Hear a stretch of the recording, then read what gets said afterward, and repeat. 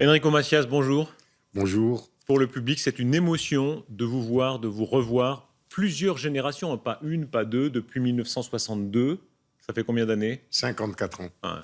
Et plus d'un demi-siècle de carrière, toutes ces générations touchées. Le temps est passé comment, toutes ces décennies?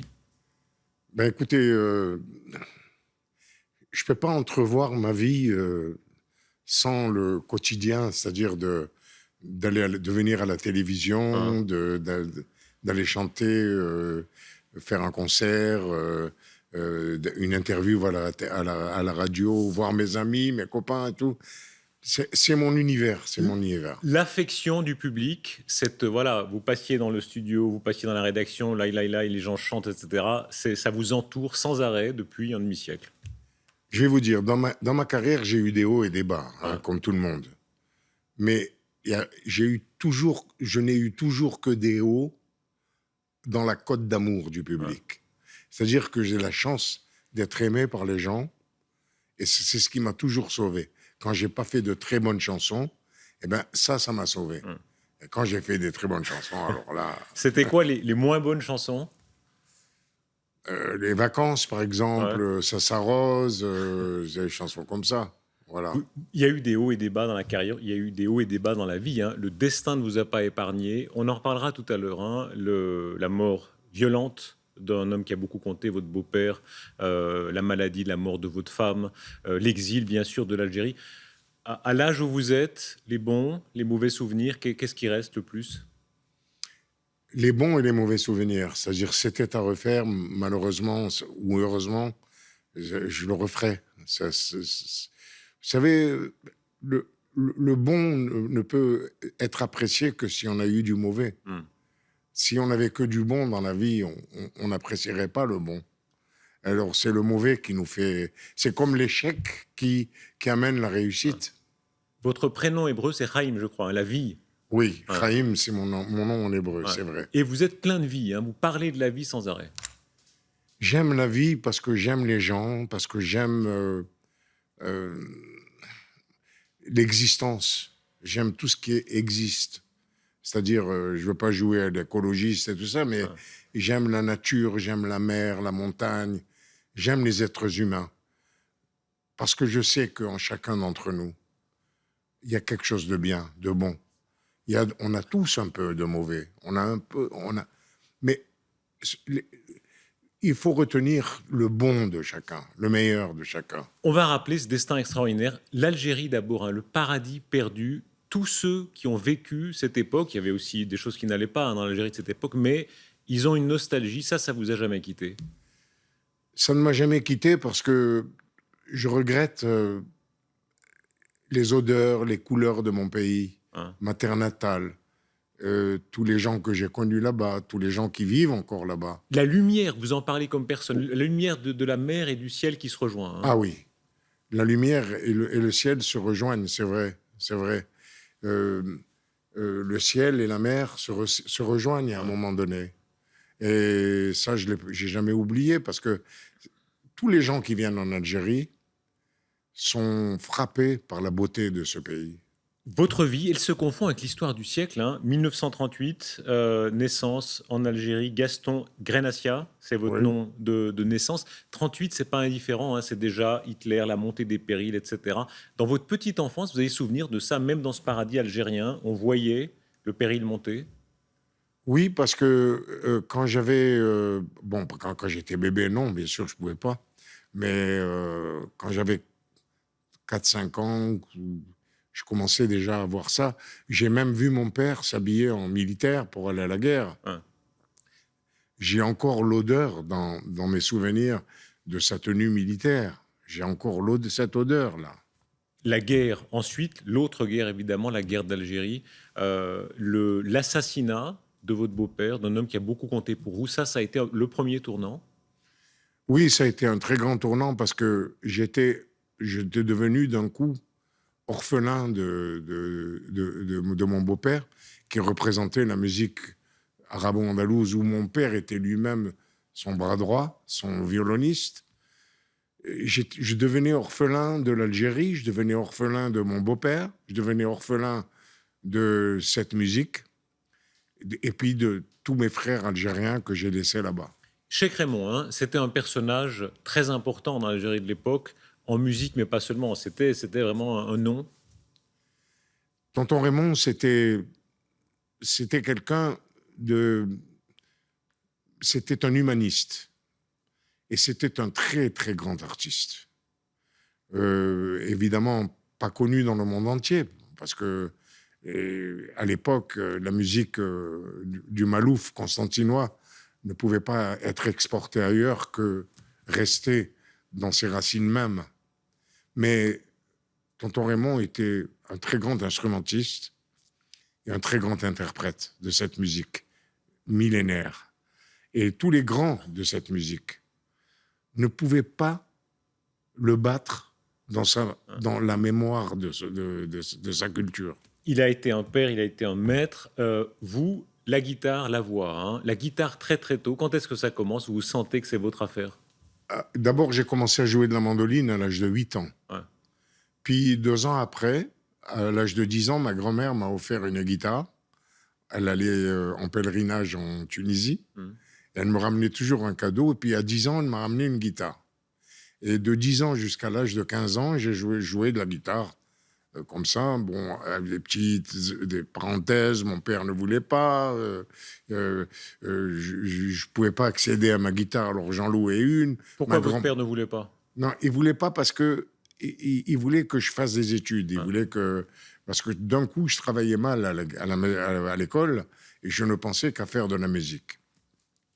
Alors, il me cachait la guitare dans l'armoire et tout ça. Puis, je louais une guitare à des copains. Ma grand-mère, ce qui me gâtait tout le temps, c'était grâce à elle que je pouvais jouer de la guitare avec mes copains. Alors, ça, c'est la première vie algérienne, première carrière d'instituteur. Hein, c'est votre premier métier. C'est mon premier métier, oui. Comment il faut vous imaginer instituteur? Mais j'étais un instituteur très aimé par les élèves. Hein? Comme mon véritable prénom, c'est Gaston, ils m'appelaient tous tonton. Hein? J'avais une affection particulière pour les élèves, pour les enfants. J'ai découvert l'univers des enfants quand j'ai été instituteur pendant 2 ans. J'ai été instituteur. J'étais très, très, très heureux de cette période. Vous chantiez pour eux? Alors, le samedi, Hein? je ne donnais pas ni de notes, ni de bons points, ni de mauvais points. Seulement, le meilleur de la classe avait le droit, toute la journée, de rester sur mon bureau assis en même temps que moi. Voilà, et je l'asseyais sur mon bureau. C'était lui le chef de la classe. Ah, vous étiez paternaliste un peu, hein? Oui, bien sûr. Ouais. Mais j'adorais les enfants. Ouais. Alors, il était à côté de moi, tout ça. Puis, le samedi, ceux qui avaient mal travaillé n'assistaient pas à mon spectacle. Ceux qui avaient bien travaillé assistaient à mon spectacle. Alors, c'était mon premier public. Le public des bons élèves. Ah. La douceur de la vie de l'époque, tout ça s'arrête, on l'a dit, par l'assassinat. On lui a tiré dans la nuque. Hein. Vous recevez la nouvelle à quel moment? C'était un jeudi matin. Et le mercredi soir, j'avais été au mariage d'un ami. Et comme il y avait le couvre-feu, j'étais obligé de dormir chez lui. Non, d'attendre 5 heures du matin pour rentrer à la maison chez moi. Donc, je me suis un petit peu assoupi chez lui, puis je suis rentré à la maison. Donc, je suis rentré tard. Et c'est drôle parce que j'ai dormi dans le lit de mes parents, qui s'étaient réveillés de bonne heure, je ne sais pas pourquoi. J'ai dormi dans le lit de mes parents et mon grand-père, je l'ai entendu crier, c'était midi à peu près. On a tué Raymond, mais moi je croyais que je rêvais, que c'était un cauchemar. Puis je savais que c'était vrai. Puis je me suis levé comme un fou. J'ai couru dans la rue comme un écervelé. Tout le monde aux fenêtres me disait « Mais rentre chez toi, tu vas te faire tuer, rentre chez toi ». Non, je voulais aller à côté de mon beau-père et malheureusement, il était décédé. Ça, c'est une rupture. Hein. La communauté juive algérienne touchée, vous comprenez que c'est fini. Il faut partir. Et puis, c'est quoi, 61 ? Le départ pour la France, oui, en paquebot. C'est vraiment des scènes de films. On les a vues dans plusieurs films, sur les pieds noirs, etc. Oui. Vous avez vécu tout. Hein. Le transfert, l'arrivée en France. Comment c'était? C'est quoi, Marseille? On est arrivé à Marseille et on est parti de Philippeville Hein. sur le Sidi Ogba. Je me rappelle tout le temps de ce bateau. Et c'est là que je compose ma chanson Adieu mon pays. Enfin, je la compose pas parce que, vous savez, chez nous, on improvisait. On improvisait quand on avait des malheurs ou du bonheur. Ça, c'est Et le bagage que vous avez laissé Raymond. C'était Oui. son héritage. Oui, mais j'ai commencé à jouer de la guitare dans son orchestre à l'âge de 15 ans. Ah. Et l'héritage que j'ai reçu, c'est sa musique. Mais moi, j'ai inventé cette chanson parce que j'étais malheureux de son assassinat, de quitter l'Algérie et tout ça. Puis voilà, c'est comme ça qu'est née cette chanson. Succès extraordinaire, c'est là que ça commence. Hein. On le rappelait tout à l'heure, plus de 50 ans de succès. L'accent, vous l'avez jamais perdu, ça c'est extraordinaire. Il vous a complexé quand même à un moment donné. Oui, c'est-à-dire au début de ma carrière, parce que quand j'écoute les interviews du Ouais. début de ma carrière, je parlais un peu comme ça, bonjour. Oui, j'ai quitté l'Algérie. Ouais. Vous le gommiez. Ouais. Je voulais gommer mon accent parce que j'avais honte. Comme quelqu'un qui parle au téléphone, un Marseillais qui veut parler au téléphone, il a presque l'accent parisien. Vous savez, ça, chez nous. Bien sûr. C'est comme ça. Ouais. Bah, les Suisses aussi, qui veulent gommer leur accent, c'est pareil. Ils essayent de... Non double. Ouais. Et à l'arrivée, c'est votre marque de fabrique. La vérité si je mens, la musique, les interviews, etc. Sans l'accent, vous ne seriez pas Enrico Macias. Vous l'avez jamais forcé non plus. Hein. Non. Ouais. Non, vous savez, j'ai jamais accentué tout ça. J'ai tout le temps, mon plus grand souci, c'est d'être resté le plus naturel et le plus authentique possible. Ouais. La culture pied noir, qu'est-ce qui reste de ça? Qu'est-ce qu'on n'efface jamais de la culture pied noir? La culture pied noir, c'est la bouffe, Ouais. l'humour, Ouais. l'humour, La blague juive, votre meilleure blague juive, qu'est-ce la que joie c'est? de vivre, malgré les épreuves qu'on a subies, Ouais. la joie de vivre, et aussi la mélancolie, la nostalgie, tout ça. Voilà. On dit que vous êtes un réservoir de blagues, je vous posais la question, c'est vrai? C'est vrai, parce que d'ailleurs, quand je faisais les grosses têtes avec Philippe Bouvard, il disait toujours Enrico Macias, professeur d'histoire agrégé. Ouais. Voilà, une parmi 1000, je les ai notées au hasard. La station de métro favorite des mères juives, qu'est-ce que c'est? Je la connaissais pourtant. Ouais, c'est Monge. Parce que mange mon fils. Mange, mon fils, Voilà, mange. ouais. Ah, c'est La très bouffe. bien, c'est On y très revient, bien. hein. Oui, elle est Ouais. très belle, très, Ouais. très belle. L'amour de la vie, la bouffe, la musique, etc. Une communauté qui disparaît, le temps, petit à petit, la fera disparaître. J'espère que non, parce qu'il y a quand même... bon, mes chansons qui sont gravées dans des disques et tout ça perdurent, Ouais. hein, même si moi, un jour, je partirai. Mais il y a quand même les chansons. Il y a eu d'autres chanteurs comme Lily Boniche et tout ça. Il y a aussi des humoristes comme Robert Castel, Lucette Sayuquet, qui ont laissé des sketchs mémorables. Guy Bedos aussi, on ne peut pas l'oublier. Donc, je ne crois pas que ça puisse disparaître. Le temps, quand même, passe. Le signe le plus dramatique, ça a été la mort de votre femme, Suzy. Vous l'aviez connue, je crois, à 15 ans à Constantine. Hein. Oui. Donc c'était vraiment tout votre passé, une grande partie de votre passé. Elle disparaît en 2008. Oui. Et ça, c'est une autre coupure. Ben, vous savez, moi, ma femme, je l'ai connue, on était jeunes, donc on avait 15 ans. Enfin, moi, j'avais 15 ans, elle avait 13 ans. C'était un amour d'enfance, quoi. Hein. Puis après, quand elle avait 18 ans, elle est tombée malade, gravement malade. C'est à ce moment-là que je l'ai aimée. Je l'ai aimée à ce moment-là. C'est bizarre, mais c'est comme ça. La destinée a voulu que je me lie à elle, peut-être pour la protéger, peut-être pour... je ne sais pas. Et elle aussi, pour me protéger, parce qu'elle a risqué sa vie pour me faire des enfants. Et maintenant, j'ai une grande famille. J'ai des petits-enfants, 5 petits-enfants, 2 grands-enfants, grâce à Suzy. Vous parlez de la maladie comme personne. Vous racontez précisément ce moment. Vous dites c'était une contre-indication du médecin. Il avait dit il ne faut surtout pas faire d'enfants. Elle a pris le risque sur sa vie. Hein, Oui, d'en faire un. c'est-à-dire qu'elle n'avait pas le droit d'avoir des enfants. Et elle m'a quand même fait 2 enfants à 5 ans d'intervalle. Mais entre-temps, on a fait des fausses couches obligatoires pour ne pas qu'elle risque de décéder, de mourir. Mais c'est une leçon qu'elle m'a donnée de courage exceptionnel. Et quand j'ai voulu me marier avec elle, à 18 ans, quand j'ai voulu me fiancer, sa famille, comme ma famille, me disait « Mais non, il ne faut pas te marier avec elle, elle est très malade et tout ça. » J'ai dit « Non, je me marie avec elle. » Et j'ai tenu le coup. Et elle a tenu le coup pendant 50 ans. Puis j'ai eu une très grande douleur de l'avoir perdue. Mais ce qui m'a sauvé de cette douleur, c'est que comme elle a vécu pendant 50 ans avec les piqûres, les analyses médicales, les hôpitaux, les opérations à cœur ouvert et tout ça, je me dis maintenant, elle se repose là où elle est bien, mieux que sur Terre. La solitude, après, ça a été difficile. Remonter. Jusqu'à présent, je suis seul chez moi. Je suis seul. Et heureusement que j'ai la musique, et puis la télévision aussi, puis les livres pour passer le temps de cette solitude. Vous décrivez votre quotidien parfois avec une simplicité désarmante. Vous dites les séries, toutes les séries. Hein. Vous adorez les séries télé. J'adore. C'est quoi que vous regardez?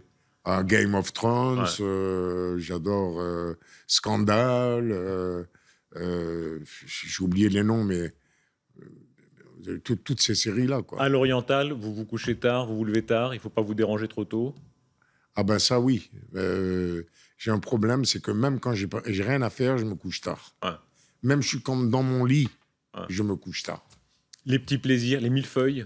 On dit que vous connaissez tous les millefeuilles de Paris, hein, les meilleurs, les plus... Alors, écoutez, je connais toutes les bonnes adresses des millefeuilles. Ça fait... Je prends des kilos avec ça. Hein. Le monde juif, c'est une grande partie de votre vie. On l'a vu au cinéma, dans La Vérité si je mens, dans certains films. Ça a beaucoup compté pour vous. C'est une famille aussi. Oui, parce qu'on a une histoire quand même assez exceptionnelle. Et on a eu des tragédies énormes dans notre histoire. Et je suis solidaire de mon peuple. Vous êtes croyant? Oui, je crois en Dieu. Vous citez Dieu beaucoup, hein. Vous parlez si Dieu le veut, etc. Dieu, c'est un chef d'orchestre où l'humanité fait beaucoup de fausses notes, les musiciens. L'humanité sont les musiciens de Dieu et ils font beaucoup de fausses notes, malheureusement. Quand vous voyez toutes les horreurs, vous croyez quand même en Dieu? Oui. Quand je vois toutes ces horreurs, je ne dis pas que c'est la faute de Dieu, je dis que c'est la faute des autres hommes. Quand vous mourrez, il faudra dire quelle musique, jouer quelle musique? Ne me quitte pas, de Brel. Et de vous, il faudra jouer quoi? Noël à Jérusalem. Il y aura le Kaddish, il y aura la prière pour les morts juives aussi? J'espère, oui. Pourquoi seulement j'espère? Non, c'est la règle. C'est la règle, oui, mais je dis j'espère parce que j'aimerais que ma progéniture soit toujours en vie pour pouvoir me faire le Kaddish. La progéniture, la transmission, on voit que ça compte beaucoup pour vous. Hein. Depuis le moment où vous étiez instituteur jusqu'à maintenant, chanteur populaire, c'est le mot, il faut transmettre. Vous savez, la transmission, c'est le principal. C'est plus que le sacrifice, c'est plus que les bonnes actions. La transmission, c'est le summum de la bonne action. C'est parce que, justement, Dieu lui-même a fait de la transmission à l'humanité.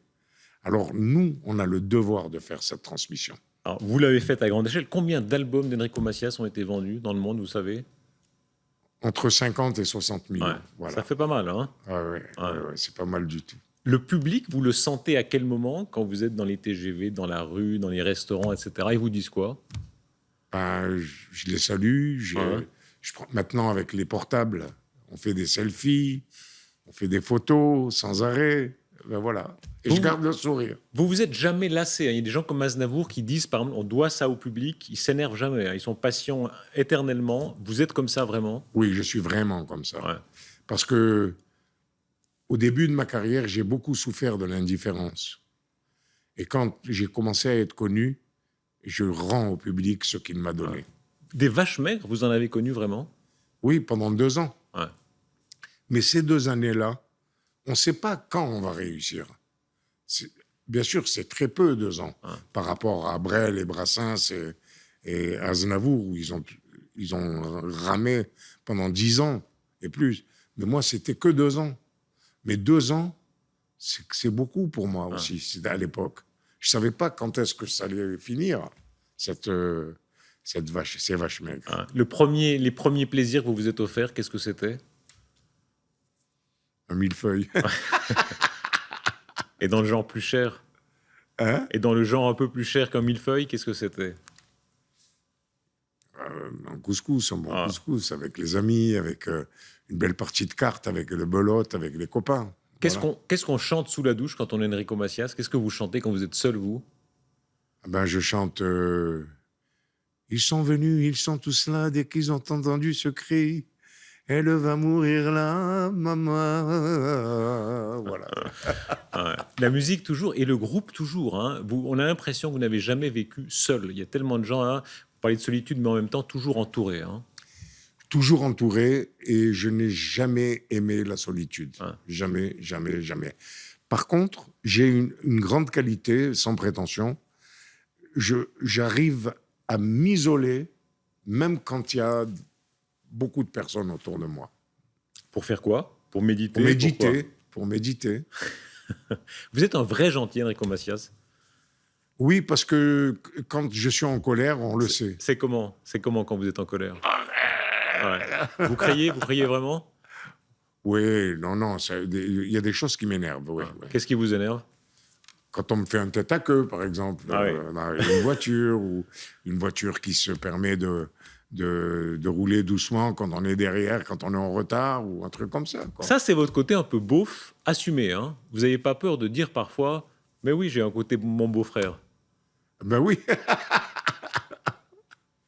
L'âge, ça se sent. Vous êtes très bien, hein, mais je veux dire, l'âge est là, quoi. Tout le monde, pour mais tout vous le avez monde. parlé du Kaddish, vous m'avez Ouais. tué. Non, bah non, ouais. Je rigole parce que je l'ai bien pris. Ça Je l'ai bien ça pris. pèse l'âge, ça pèse sur tout le monde, mais quand on a une vie si pleine que la vôtre, ça pèse comment? Vous savez, l'âge, c'est comme la durée de ma carrière. Je suis très heureux d'être arrivé à cet âge-là, parce que j'en connais beaucoup qui sont plus de ce monde, avant même mon âge. Enrico Macias, en Suisse, vous êtes très bien accueilli. Grand spectacle à Montreux le 22 novembre, ce sera à l'Auditorium Stravinsky. C'est pas la première fois que vous êtes en Suisse. Hein. Il y a des archives de la RTS, on peut les voir sur notre site. Voilà, vous êtes un ami de la Suisse? J'adore la Suisse. Ah. Je me sens protégé ici. J'adore la façon d'être neutre par rapport à tout ce qui se passe dans le monde. L'exil, hein, c'est vous- pas de l'hypocrisie, hein. Ah. Ni de la part des Suisses, ni de ma part. J'aime la Suisse parce que c'est un bouclier dans cette humanité difficile. C'est un pays d'exilés. Il y a beaucoup d'exilés en Suisse. Je me souviens, vous parliez de la Suisse il y a des décennies de ça. Vous disiez ça. Hein. C'est un pays où beaucoup d'exilés ont été accueillis. Vous êtes toujours en exilé, vous? Oui, je me sens toujours exilé, oui. Vous savez, nous, les pieds noirs, on était français. Quand on est arrivé en France, on croyait qu'on allait être accueillis comme des Français, à part entière, comme disait le général de Gaulle. Mais on n'a pas été accueillis comme des Français. C'est pour ça que moi, je comprends les émigrés, comme moi, je comprends l'histoire des sans-papiers, comme je comprends l'histoire des migrants. Tout ça, je les comprends. D'être maltraité dans un pays où on est né et d'être obligé d'aller dans un autre pays et être mal accueilli, ça, je ne supporte pas. Ça vous éloigne définitivement d'une Marine Le Pen? Vous avez parlé là-dessus. Alors là, Marine Le Pen, elle a un discours complètement opposé au mien, c'est sûr, c'est certain. Elle est populaire. Oui, mais vous savez que les gens qui se coordonnent avec le mal, il y en a autant que ceux qui se coordonnent avec le bien. C'est le mal pour vous, vraiment? Marine Le Pen, Ouais. bien sûr, bien sûr. Vous partirez vraiment de France? C'était pas une formule si elle devait être élue en 2017? Ah, si elle est élue en 2017, le lendemain, je prends l'avion et je m'en vais. Et vous allez où? Je vais peut-être en Suisse, peut-être en Corse, et peut-être en Israël. Parole, c'est pas une formule seulement? Non, c'est vrai. Merci, Enrico Macias. Je rappelle ce spectacle à l'Auditorium Stravinsky à Montreux le 22 novembre. Merci beaucoup. Merci beaucoup. Comment C'est vous moi. dites à vos copains? Bonne chance? Merde. Merde. Alors, je vous le dis, merde. Merci, Enrico Macias.